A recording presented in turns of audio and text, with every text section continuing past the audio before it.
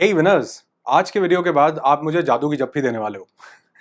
मतलब हम अपनी लाइफ में बहुत सी ऐसी मिस्टेक्स कर रहे होते हैं जो हमें बीमार बना सकती हैं और बना रही हैं। तो आज आपके साथ वो मिस्टेक्स शेयर करूंगा जिनको आज के बाद आप नहीं करेंगे, और अगर आपने नहीं किया तो न सिर्फ आपकी हेल्थ बल्कि आपकी पूरी जिंदगी बेहतर हो सकती है। और हाँ, स्पेशली तीसरी वाली मिस्टेक को आप बहुत ज्यादा ध्यान से सुनेंगे, क्योंकि हो सकता है ये मिस्टेक आज से ही आपकी जिंदगी को बचा दे, आपकी हेल्थ को बेहतर कर दे। तो जो सबसे पहली गलती है जो लगभग हर एक मेल यानी पुरुष कर रहा है, और अगर आप एक फीमेल हैं तो do share this video with your man, with your friend, with your father, with your brother, with your husband, ताकि आप किसी की जिंदगी को बचा सकें। और ये सबसे पहली गलती है खड़े होकर के यूरिन करना।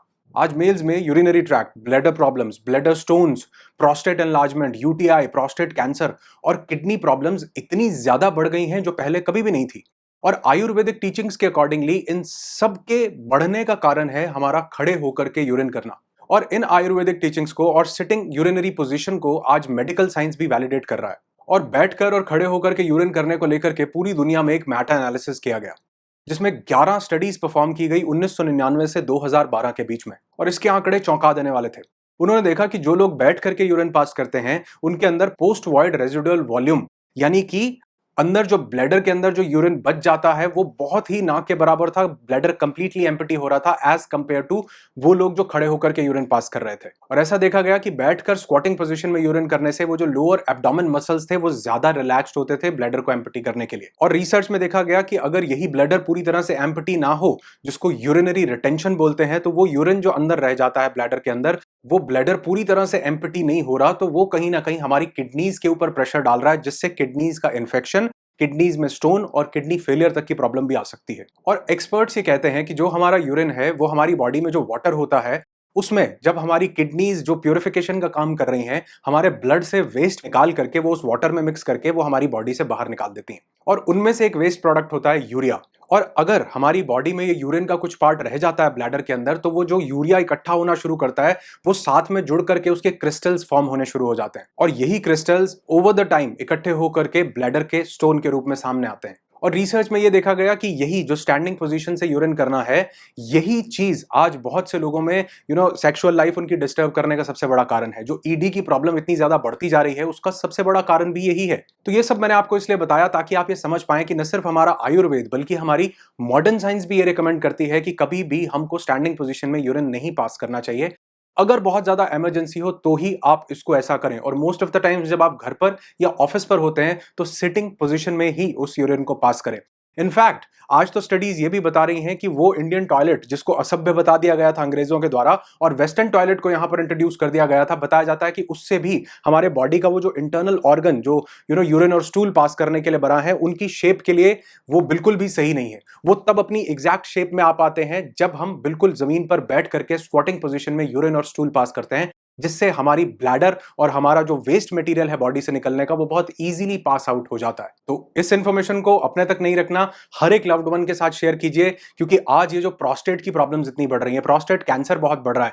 एज के साथ प्रोस्टेट एनलार्जमेंट होता है लेकिन वो बहुत जल्दी जल्दी लोगों में सामने आ रहा है। ब्लैडर की प्रॉब्लम्स, किडनी की प्रॉब्लम्स इतनी बढ़ रही हैं, उसका एक मेजर इशू ये है जिसको कभी भी एड्रेस नहीं किया जा रहा।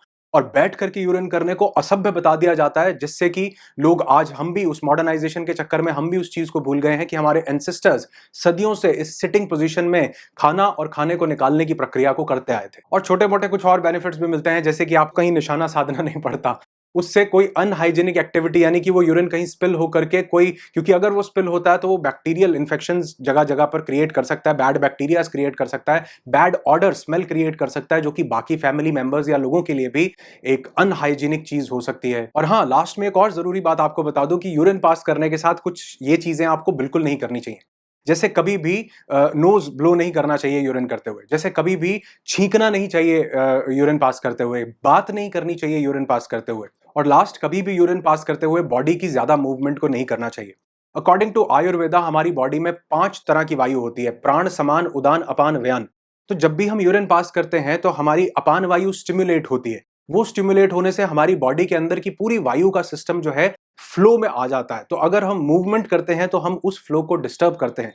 इसलिए बैठ करके यूरिन पास करने से हम उस मूवमेंट को भी अवॉइड कर सकते हैं, किडनी प्रॉब्लम्स से बच सकते हैं, स्टोन से बच सकते हैं और कई तरह की और बीमारियों से बच सकते हैं। उम्मीद करता हूं इसको आप आज से और अभी से फॉलो करेंगे।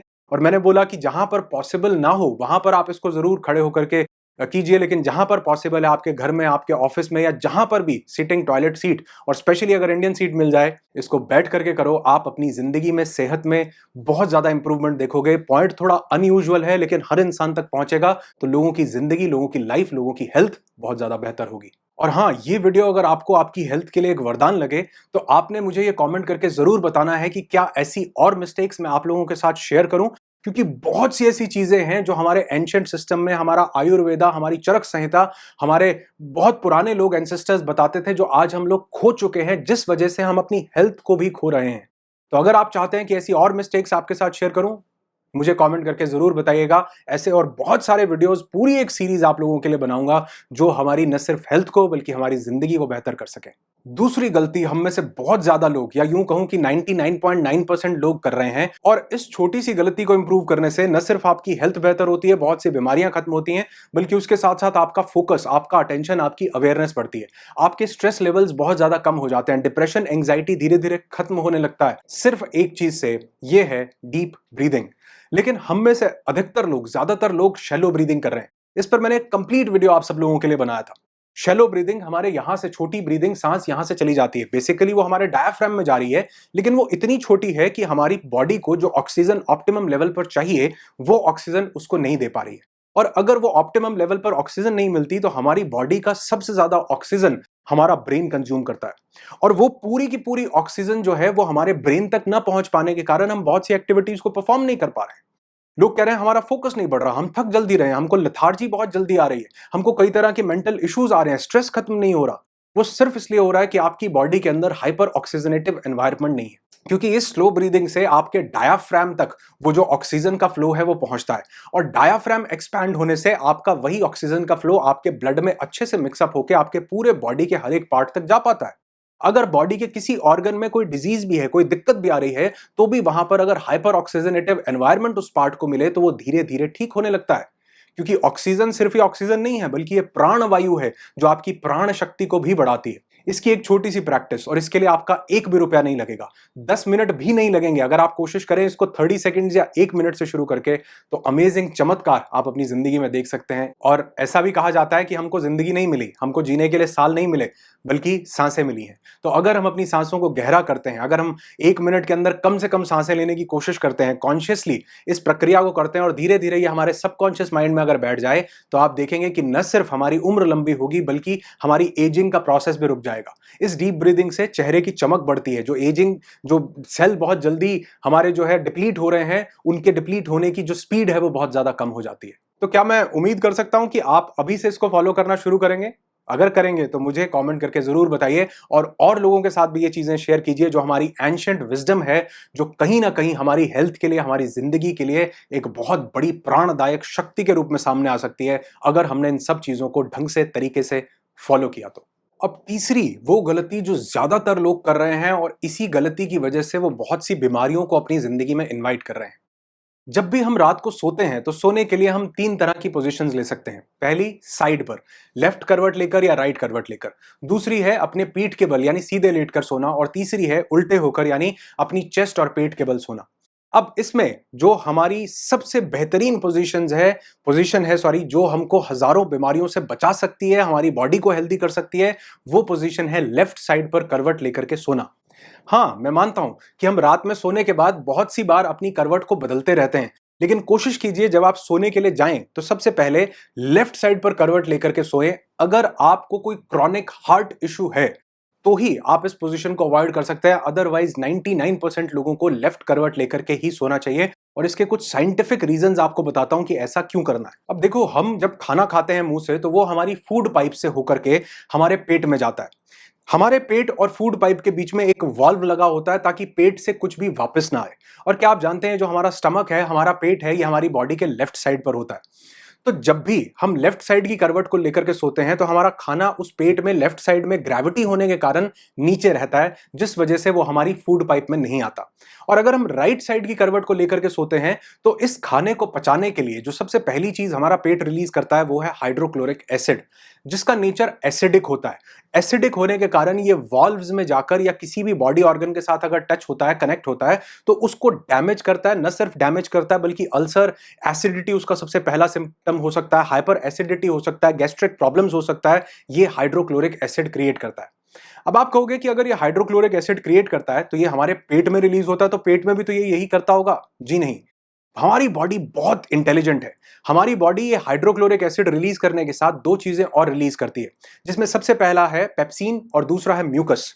म्यूकस जो होता है वो हमारी बॉडी के अंदर जब पेट में रिलीज होता है तो वो पेट के जो इनर लेयर्स होती हैं उनके चारों तरफ चिपक जाता है, जिससे कि ये हाइड्रोक्लोरिक एसिड को हमारे पेट की लेयर्स अब्सॉर्ब ना कर सकें। लेकिन वो म्यूकस हमारे पाइप में यानी हमारे एसोफेगस में नहीं आ पाता। तो अगर हम राइट साइड की करवट लेकर के सोते हैं तो हमारा हाइड्रोक्लोरिक एसिड, गैस्ट्रिक जो हमारे केमिकल्स होते हैं वो हमारे फूड पाइप में आ जाते हैं। तो कोशिश कीजिए, अगर आप लेफ्ट साइड की करवट लेकर के सोएं रात को, पहले तो खाना बहुत टाइम से खा लो, और अगर आप लेट खाते हैं तो भी लेफ्ट साइड की करवट को लेकर के सोएं, ताकि ग्रेविटेशनल फोर्स के कारण आपका पेट लेफ्ट साइड में होने के कारण वो खाना नीचे ही रहे, आपकी फूड पाइप से, एसोफेगस से होकर के यहां पर ना आए और वो किसी तरह की गैस या एसिडिटी को क्रिएट ना करे। दूसरा, हमारा जो हार्ट है इसकी कुछ आर्टरीज लेफ्ट साइड पर होती हैं जो कि हमारी लोअर बॉडी को ब्लड सप्लाई करने का काम करती हैं। तो अगर हम राइट साइड की करवट लेकर के सोते हैं तो वो आर्टरीज अपना पूरा काम नहीं कर पाती, जिस वजह से वो ब्लड पूरी बॉडी में फ्लो नहीं हो पाता। और यही कारण होता है बहुत से लोगों को रात को सोते हुए नमनेस यानी कि वो सुन्न होने की जो प्रॉब्लम है वो धीरे धीरे बढ़ती जाती है। बहुत से लोगों के लिए ये पैरालिटिक कंडीशन क्रिएट करने का भी कारण बनता है।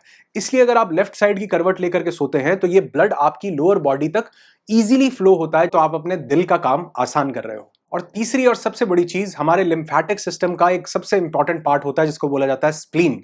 ये भी हमारे बॉडी के लेफ्ट साइड में होता है और ये भी हमारे ब्लड से डेड सेल्स को रिमूव करने का काम करता है। तो अगर हम लेफ्ट साइड की करवट को लेकर के सोते हैं तो हमारे लिम्फेटिक सिस्टम का ये पार्ट स्प्लीन भी बहुत अमेजिंगली काम कर पाता है, और वो जो रात को सोना है वो एक दवाई हो जाता है, वो मेडिसिन हो जाता है, क्योंकि यही प्रक्रिया रात को हमारी बॉडी से ब्लड के जो टॉक्सिन्स हैं उनको रिमूव करती है, फिल्टर आउट करती है। हाँ, मैंने बोला कि हम कई बार रात को पोजीशन चेंज करते हैं, लेकिन अगर आपने धीरे धीरे इस आदत को बनाना शुरू किया, ये एक प्रैक्टिस है, एक हैबिट डेवलप करना है। बहुत से लोग अपने पेट और चेस्ट के बल सोते हैं, जो कि और भी ज्यादा खतरनाक है, जिससे कि हमारा पूरा इंटरनल ऑर्गन्स पे प्रेशर पड़ता है, हमारी बॉडी का सिस्टम बिगड़ जाता है, हमारी स्पाइनल कॉर्ड जो है उसका सिस्टम बिगड़ जाता है, वो एक स्ट्रेट पोजीशन में नहीं रहती। उल्टा सोने से हमारी गर्दन लेफ्ट या राइट साइड में टर्न हो जाती है, जिससे सर्वाइकल होने के चांसेस बहुत ज्यादा बढ़ जाते हैं, और बहुत से लोगों को फटीग, थकान महसूस ही इस कारण से होती है। लेकिन सबसे अच्छी पोजीशन जो मानी जाती है वो है लेफ्ट साइड पर सोना। अगर आप कोई भी मेजर हार्ट कंडीशन को फॉलो नहीं कर रहे तो आपकी जिंदगी के लिए वरदान हो सकता है, और अगर आप हार्ट की कोई मेजर कंडीशन फॉलो कर मतलब आपकी लाइफ में है तो आपको अपने डॉक्टर से जरूर कंसल्ट करना चाहिए और पूछना चाहिए कि क्या मैं इस पोजीशन में सो सकता हूं कि नहीं। और अगर आपने इस पोजीशन में आज से सोए तो न सिर्फ आपको कुछ दिन के अंदर आप देखेंगे आपकी स्लीप की क्वालिटी इंप्रूव होगी, आपकी हेल्थ इंप्रूव होने लगेगी, कम टाइम में ज्यादा नींद आप पूरा कर पाएंगे, क्योंकि आपकी बॉडी एक रिलैक्स स्टेट में होती है और आप एक होम्योस्टेसिस की स्टेट को क्रिएट कर पाते हैं। यानी कि अगर बॉडी अपने आप से काम कर रही है तो वो हीलिंग की प्रक्रिया को भी तेज करेगी, आपके अंदर कोई टॉक्सिन्स, कोई बीमारियां हैं उनको भी ठीक करेगी, और एक बेहतर नींद 100 तरह की और चीजों के ऊपर, आपकी लाइफ के ऊपर, आपके मूड के ऊपर, आपके स्ट्रेस के ऊपर, कई चीजों पर इंपैक्ट डालती है। तो उम्मीद करता हूं कि आज आप अच्छे से सोएंगे, और इनमें से अगर कोई भी पॉइंट आपको नया लगा हो कि आपकी जिंदगी में इंपैक्ट डालेगा या किसी दूसरे इंसान की लाइफ में इंपैक्ट डाल सकता है, तो इस वीडियो को लाइक करके जरूर बताइएगा। ये सब वो क्रांतिकारी चीजें हैं जो कहीं ना कहीं हमने अपनी जिंदगी से बिल्कुल और बिल्कुल निकाल दी हैं, हम इनको खो चुके हैं और ना ही कोई हमें इन सब चीजों के बारे में बता रहा है। तो आज आपने मुझे कमेंट करके जरूर बताना है कि इनमें से किस किस चीज को आप आज से ही फॉलो करने वाले हो। हर सोशल मीडिया प्लेटफॉर्म पर इस वीडियो को हर एक इंसान के साथ शेयर कीजिए, ताकि उसकी जिंदगी, उसकी हेल्थ अमेजिंगली, वंडरफुली, ब्यूटीफुली बेहतर हो सके। तो आपकी सेहत बेहतर हो, आपकी जिंदगी बेहतर हो, यही दुआ करता हूं। I wish you lots and lots of peace, tons of happiness and bundles of success in your life. Be happy, be alive. और लास्ट में आप सब लोगों के लिए